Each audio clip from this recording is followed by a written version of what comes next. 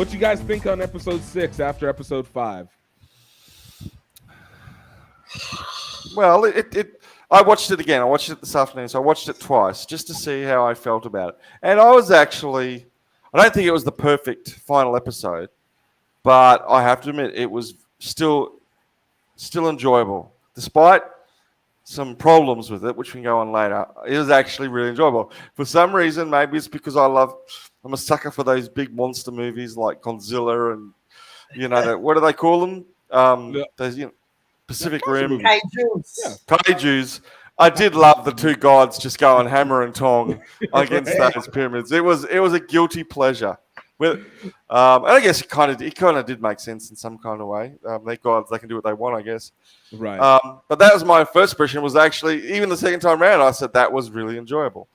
But even more enjoyable, and what took it from being just a solid effort to being a good finale, was the post-credit sequence. Of course.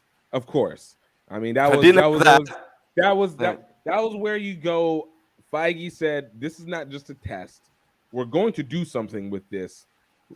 Resign this contract because the ratings are going to be great. All right, you got it. We got it."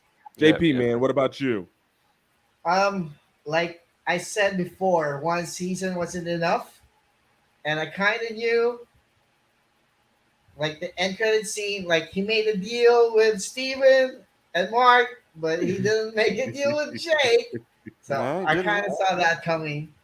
And yes, I am happy of the rumors that there's gonna be a season 2, because it's not enough. We want more Moon Knight. We want more Moon Knight.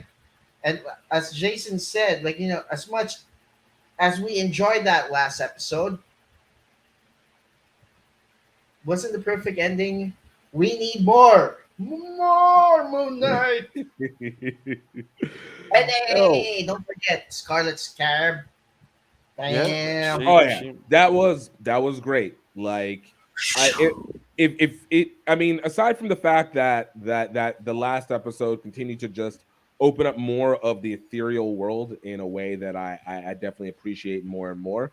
But I did love what that they did with Scar. And you know what the thing is? It was the first time, or at least one of the very few times, where they made the love interest into a hero and it didn't feel like it was forced. Like, it felt very naturally set in. Because typically when they do it, it feels like whenever they had Pepper Potts be the like the Iron Man and then have the like, I was like, really? Really? This is what we're doing? Like, I don't see this.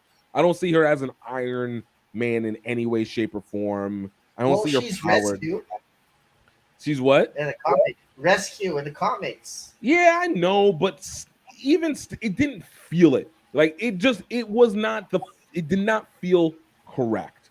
In this one, when she got the powers, it felt really, really like a big move. Like, it felt like a legit reveal.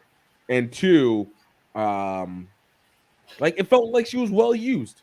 Like, she made sense to the scene. And then for me, the rest of it was, I mean, I loved that last episode. I mean, even before we got to the Jake Lockley scene at the end, I was like, this is giving me what I want. I want to see.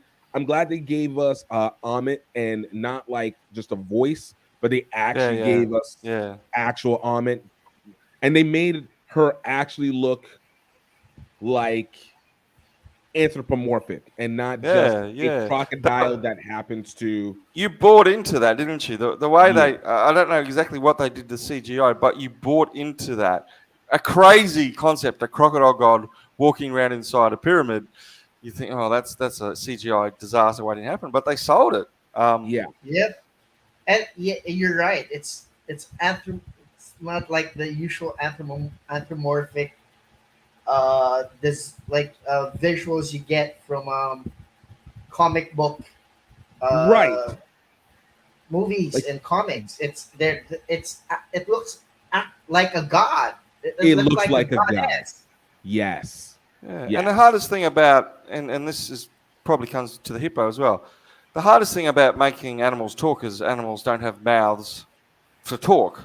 Right. So when you see, the movement, that- yeah. but again, they must have sat down for a fair while and figured it all out. I mean, Yeah. Yes. it was very was- it was very masterfully done, and to kind of allow us to understand, to be honest with you, and then to be able to understand the power and actually utilizing the effects of how building that following by absorbing people's souls and making her more powerful, and how that weight of power varies, depending on Yeah. on who has the most followers. I love that. I love that. Like, continually making sure that you're maintaining your rules, so that, because they could have easily just made like Khonshu like really seem like a super badass, which he still did come off a little bit, but like it made sense that Khonshu needs the avatar. Like, he doesn't have a following, so Yeah. he in himself cannot be powerful, any more powerful than he used to be.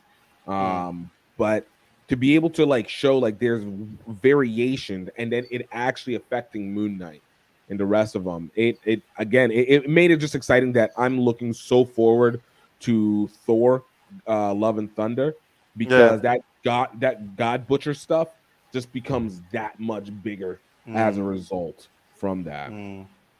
It's interesting that we see Amit as like a full detailed god, whereas Yeah, Khonshu's still like skull and bones, because he's not in full power. Like that Yeah. contrast between like where they are as beings. it's a true story. Pretty That's- good detail there. That's I'm true curious story. to see what Khonshu looks like if he has followers. Right. I mean, it looks like probably end up being like the actual crow head with the actual like muscular body, because that's what like Amit was like hinting at, is like, yo, you look like crap. Yeah, she I've said- been gone for 10,000 years. She's coming out like Rita Repulsa. Been gone Yeah, for he's- 10,000 years. He's been around the block, the old Khonshu. He's been around the block.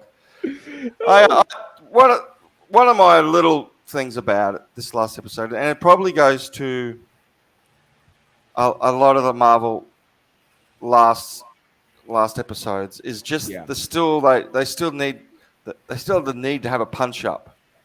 And I didn't think, and while I love watching the Khonshu and Amit go toe to toe, the conflict between Arthur Harrow and what's his face and Moon Knight the whole time had not been a physical one.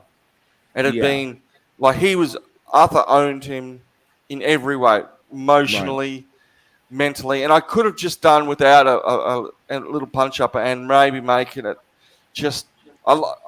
If they could somehow have kept the gods scrapping Fighting away, in that'd the be back, and then let it just, be the. I would have loved to have seen those dogs come back, and I would have loved to have seen it become more of a, I don't know, more of a face-off, face-to-face. They still get into that kind of. It's how I felt about the two Visions fighting in the first WandaVision. I just didn't know if I wanted to see two punch up. The reason Loki's still my favorite series, because at the end it's conflict, but I know there's a bit of wrestling that goes on, a bit of fighting, but it was a real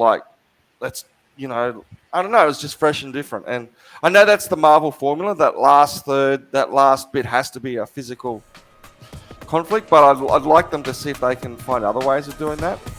Let's remind our friends to please click on the subscribe button and hit that notification bell so you know when we have new videos out. Subscribe. Garbage dog. Oh, die.